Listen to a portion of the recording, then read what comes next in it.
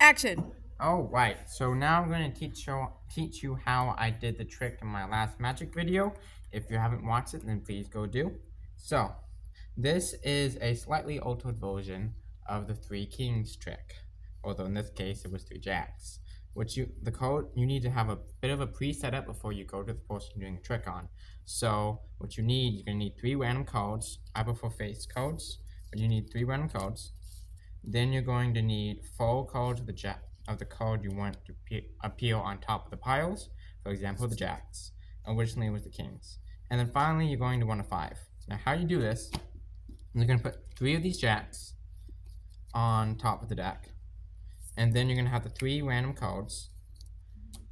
And then you're going to have the 5. This jack can be anywhere on the deck. I like to put it near the bottom, but it can really just be anywhere on the deck you want it to be, right? And so now that your preset is doing the magic trick.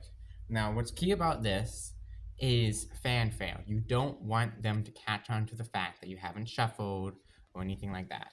So when you go over there, typically you want to be like, do you want to see a card trick? And then you whip it out and start doing the trick practically before they even say yes, because you don't want them to be like, hey, why didn't you shuffle? So for the prediction, I just grabbed the jack. I planned it a little bit earlier.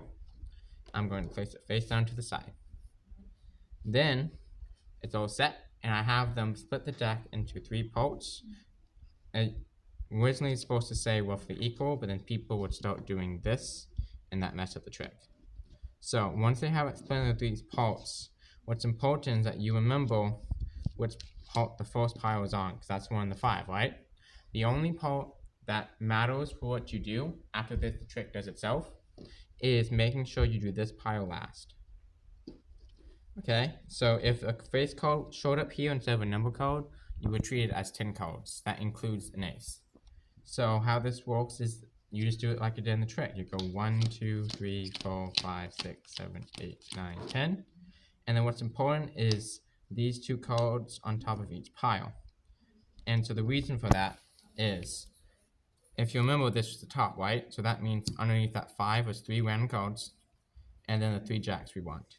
But after I put this code on top, now it's 4 random codes and 3 jacks. I do the same here. 1, 2, 3, 4, 5, 6, 7, 8. And now it's 5 random codes and 3 jacks. Because of that, when I put the 5 codes down,